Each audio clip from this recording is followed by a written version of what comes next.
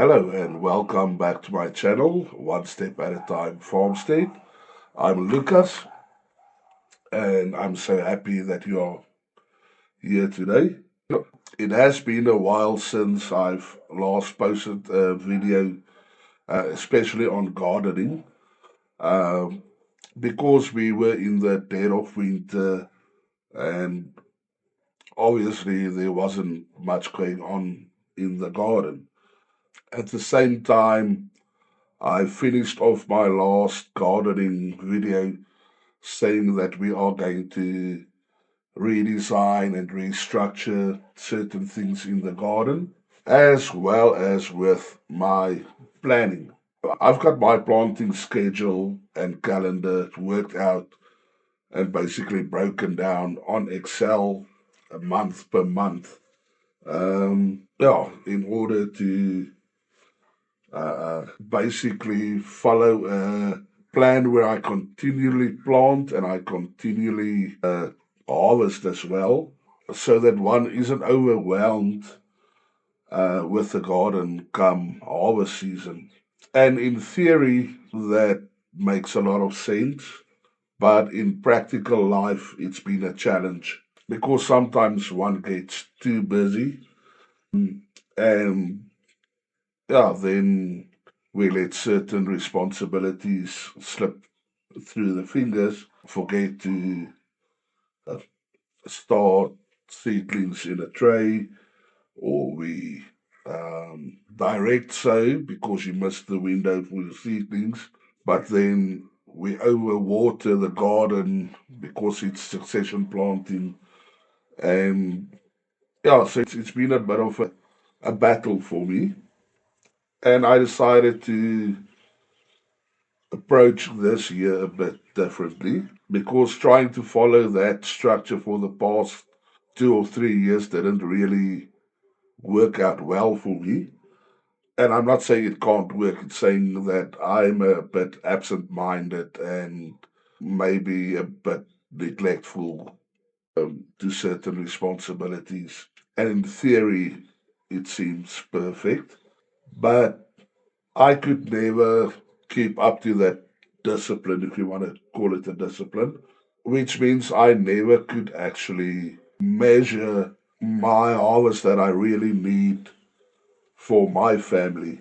And also other factors.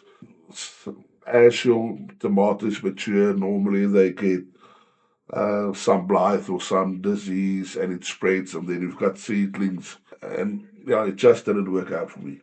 So this year, what I'm going to do is I'm starting off with what I calculated and estimated, saying a well thought out guesstimation of what I need for my family to plant. And what I'll need, I'll sow or start in seed trays exactly what we want, which means that that whole crop will come in at once. And then we've got to work with that.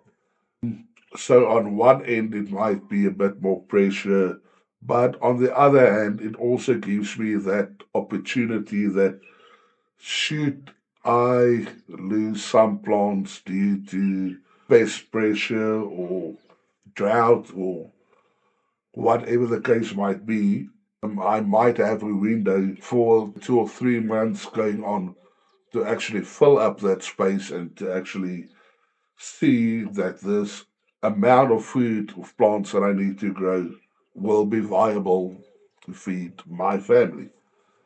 So that's the one different approach I'm taking this year.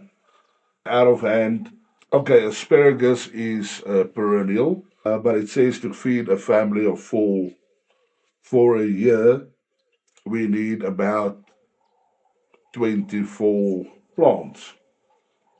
To start with 24 plants. Now I know we'll only really harvest next year a little bit, but the third year, properly, start to harvest asparagus properly.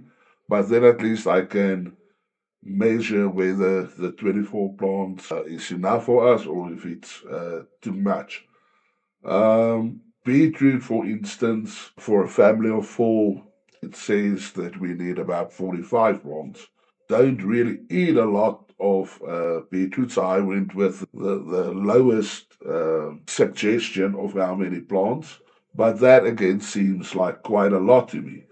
But then again, if I make pickled beetroot relish or salad, beetroot salad, as we know it in South Africa, and I can bottle that and put it away in our Spain's our larder pantry. That is something that we, have available offhand. So cabbage, we also don't eat a lot of it, although I like. And for a family of four, I worked on only 8 heads of cabbage. Eggplant, only 4 plants. That's 1 plant each. Obviously, not a lot. A lot of people eat more eggplant than others. We don't do it that much. So, but the thing is, I want to try and get the full year's worth in the ground as early as possible.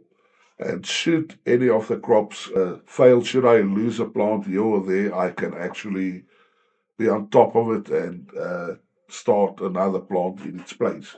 Let's say beetroot. In my climate, I could have started direct sowing beetroot in August, but it can go up to, I just want to make sure here, but I can go up to April with direct sowing at the latest beetroot. So that gives me about, what, 8 months?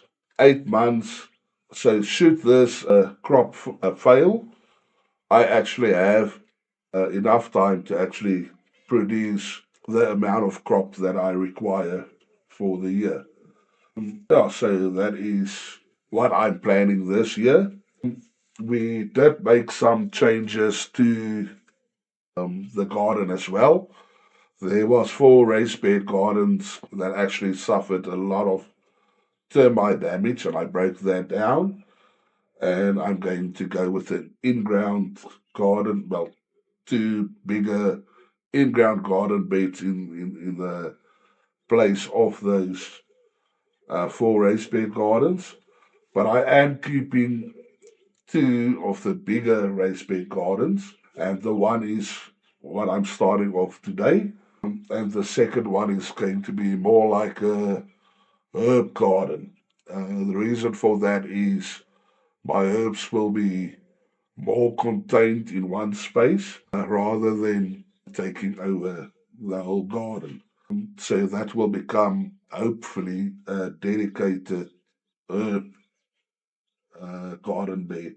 Yeah, and then on this side as well, I've got another 2 by 10 meter in-ground raised bed gardens where I grew tomatoes last year, and the tomatoes did overwhelmingly good, as did the peppers, the eggplant or brinjals, and squashes. So this year I'm just going to follow that footprint of having an in-ground garden bed and actually plant other crops around that.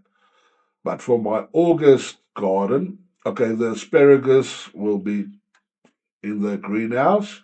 Because it is a perennial, it will obviously go to the perennial garden, food forest. But I'm going to have some bush beans and some runner beans. Those also won't be in the garden, but it will actually be on the trailers around the garden. I'm going to have beetroot, cabbage, carrots, eggplant, only 4, lettuce and spinach in there.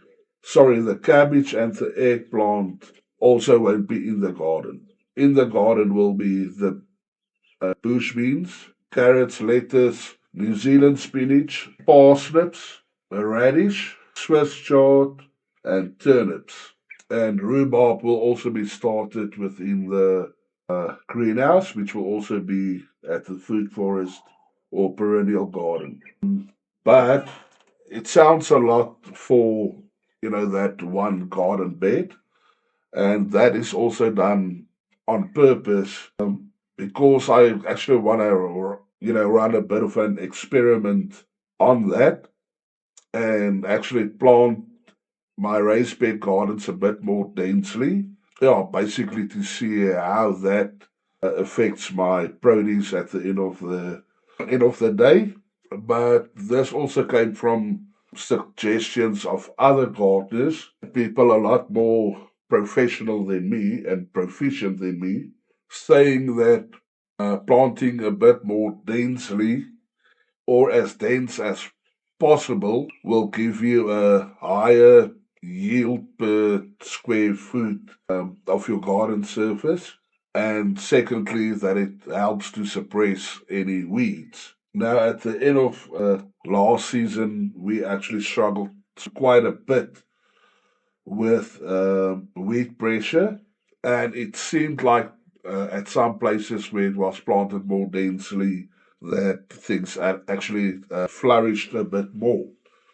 On the other hand, as well, the raised bed garden at the far right that I had my onions in. I had the correct spacing for the onions over there. I had that plastic perforated sheet over that to suppress weeds, and it did help to some point until the barrier plastic gave in because it perished within the sun. But overall, the onions didn't perform that well. There were a couple of big ones, but most of the onions, although they had a lot more space to grow, it was actually quite small. Now, I know that there's other factors involved as well. That raised bed garden was actually a new garden that was started on the Hugel garden principle with, some stumps and branches and whatever of trees at the bottom. And I know that nutrients can be locked in until that decomposition of those stumps and branches actually did their job. So that can be one factor.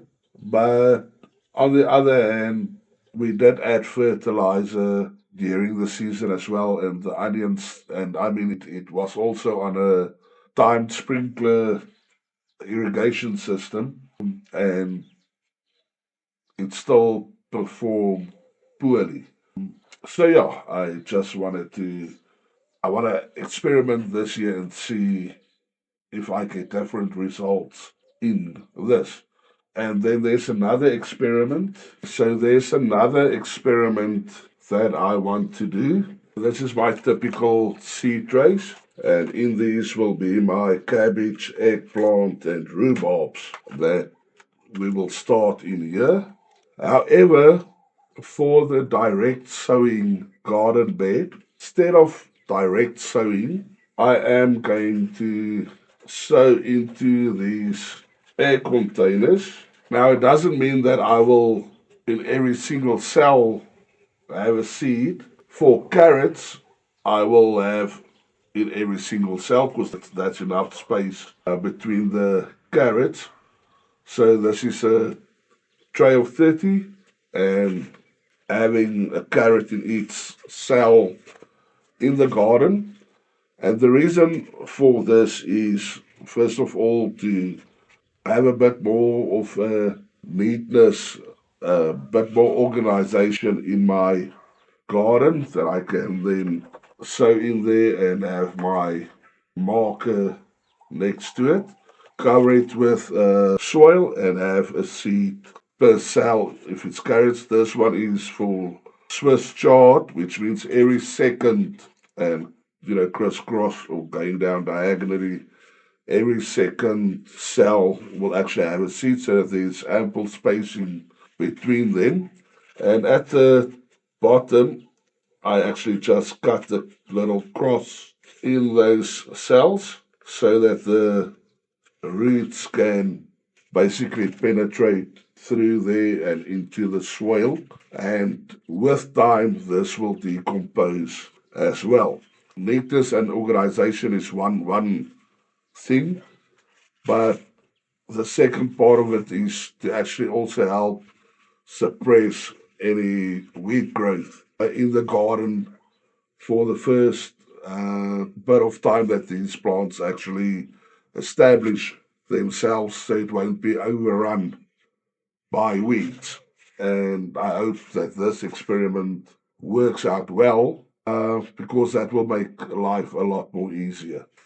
And as you can see, I don't know if you can see from there, but if you look into the light, you'll see how quickly this will actually decompose away. But yeah, just for that first couple of weeks, while the plants establish themselves, we hope that this will keep all the weeds at bay. This tray is for parsnips. I think here it is every third or so cell to have ample space for them to grow as well.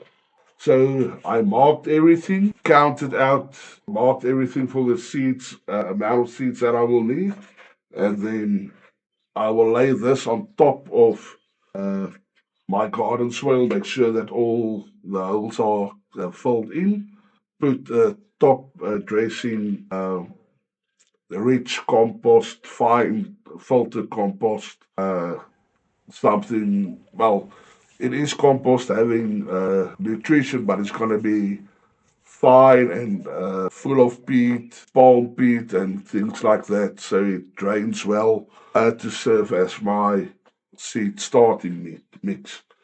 It's not going to be a sterile seed starting mix because we direct sow in the garden and nutrients will be available from the start. I think what I'll do is on the top layer of the soil in the garden, I'll add some fertilizer, then basically put these down, then my seedling substrate, compost, and put my seedlings in there, and yeah, then we can water them in. Also, because our last frost date is about 4, 5, 6 weeks away from now, I am going to cover the garden with a frost block blanket as well.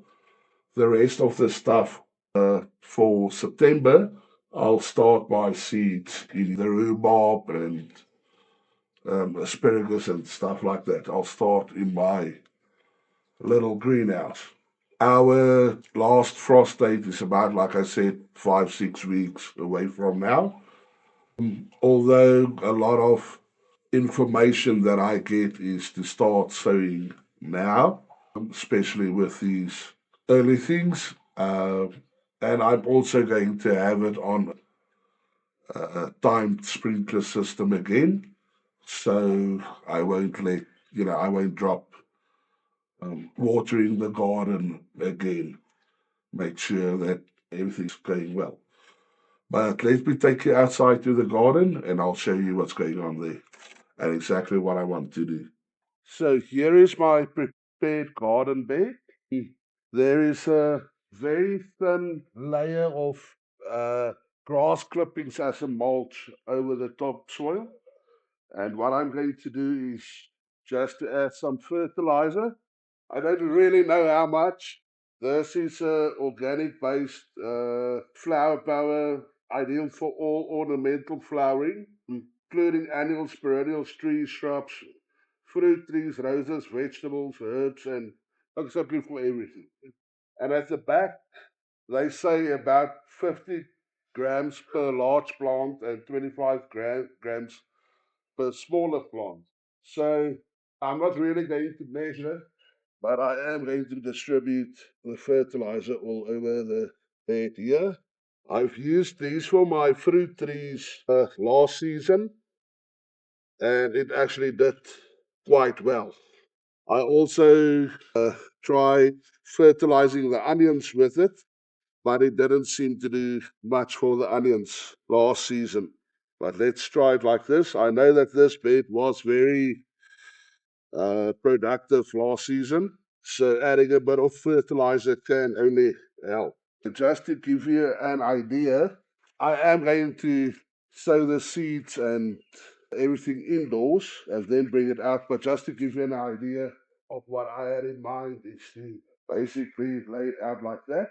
One of these ones in here. And then basically just fill the garden bed out that way. Not sure how it's going to do, but we'll see. Then this line is where I'm going to attach my irrigation to, so it can irrigate this whole bed. And then again for my freezer blanket, I just need to lower this a bit. And these hoops is for the freezer blanket, or you can also cover it with plastic to make a little hoop house. And my irrigation system will be attached to this line, so it irrigates the whole garden bed. So the other reason why it took us some time to video another episode, especially on gardening, is the fact that we've been very busy with setting up our own online store. BagIt is the name of the online store. And yeah, basically, we just want to have that as an additional line of income for us again, so that we can continue with this content and building this community. Also, with my contract having ended with the company that I worked for the last year, it will really help if you can support us in that as well, because the contract ended. Just to explain about the hoop house or mini hoop house, it's these fiberglass rods. It's quite sturdy, quite strong, but flexible. The kit comes with, there we go, that. Then you can basically, it's just some info on how to set up, but it's easy to explain. I've used this kit last year for both keeping my irrigation in place and for freezer blankets or shade cloths. I haven't used it as a greenhouse tunnel because I didn't cover it with plastic, but only the freezer blanket. These are the connectors. So the rods basically just slips into that. And so you can create a hoop house or a tunnel as large as you like, depending on the size of your garden bed. So you can continue to build on this as much as you like. Fluish. This will basically give you the rigid frame for your hoop house or tunnel. It also comes with these clips that will then basically, if you take your plastic or freezer blanket, pull it over the hoop, you can clip it into place with these clips and the wind won't blow it away. Then these are the freezer blankets. This one is a 3 meter by 10 meter one. So my in-ground garden beds, which is 10 meter by 2 meter wide, will have a hoop, and this will comfortably shade my seedlings from that as well. Also good for pest control, especially with your brassicas. If you take that bark netting or shade cloth, pull that over and clip it into place and just have it anchored down around the edges. It will keep squash bug and all of that stuff away as well. It's quite an effort for your brassicas. Yes, another one, also 3 by 10. I've got another one, I think that is 2 by 5 meter, which I will use for that raised bed garden. The landscape fabric that I've got in the garden now, but I'll show you a bit later. This year, I said it will be my responsibility to try and up our efficiency and productivity in the garden. And my wife actually wants to pilot the prettiness of the garden. So she ordered a bunch of flower seeds and this landscape fabric. Um, so that against the fence, we put it basically down at the fence over it. So the grasses won't grow up the fence where it's difficult to weed eat or brush cut. So it will suppress all those weeds. And then she's going to lay gravel on top of that and then make spaces through the landscape fabric. This is the woven landscape fabric. She's going to burn basically holes and then plant the flowers wherever she wants them. She's going to start them from seedlings and then transplant and don't have to worry about the weeds taking over again. Yeah, I've also got that in different sizes, but I'll show you exactly what we are going to do. Our irrigation systems, like that, you've got your connectors, pipe fittings, sprinklers, which is brass, it doesn't rust and it doesn't break. I used this last season and I'm perfectly happy with it. But anyway, this and a lot of other things will be available on our online shop as well. Some of the things will work like drop shipping, others will be sent directly from me, and other things will be manufactured here and then sent off, depending on what part of the catalog you order from. But just to let you know about our online shop called BagIt. If you see it and you love it, bag it. And we'll send it off to you. And yeah, if you can support us in that as well. Hopefully, by the time that this video goes live, everything will be sorted out and the online shop will be live as well and ready for business. So we appreciate your support in that as well. For now, let's get back to our sowing our seed. So this is basically for our direct sowing bed, although we're not truly direct sowing, but we're also not going to transplant, so I guess it will still count as direct sowing. Just put this away. Feels right, catching a breeze, love moving through me like a wildfire, like a wildfire.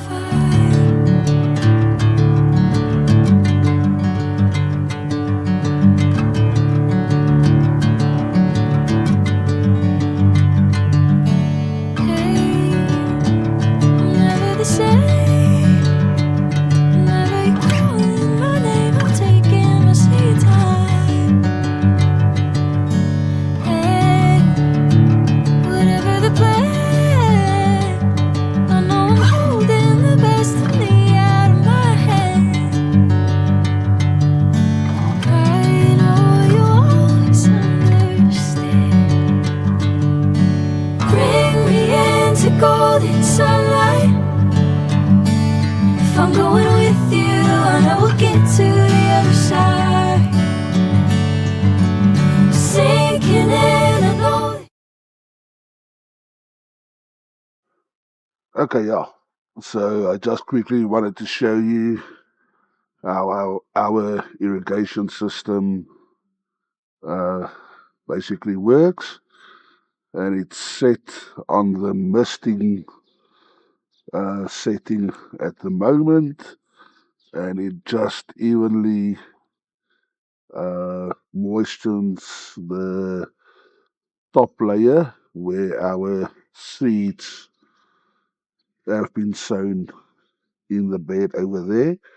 On this side, same thing, and that is in our herb garden, the raised bed garden dedicated to all our herbs.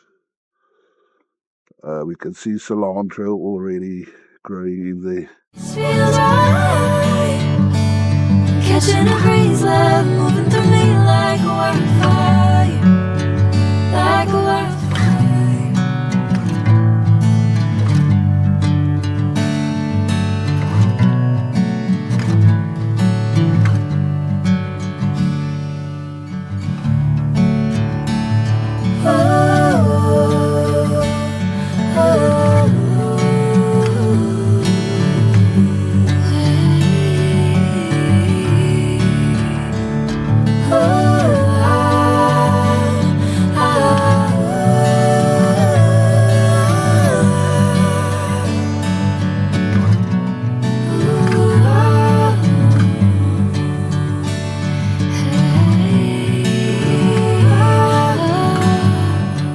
Now, so we've got the roofs over, we've got the freezer blanket over, so hopefully that fight off some of the frost.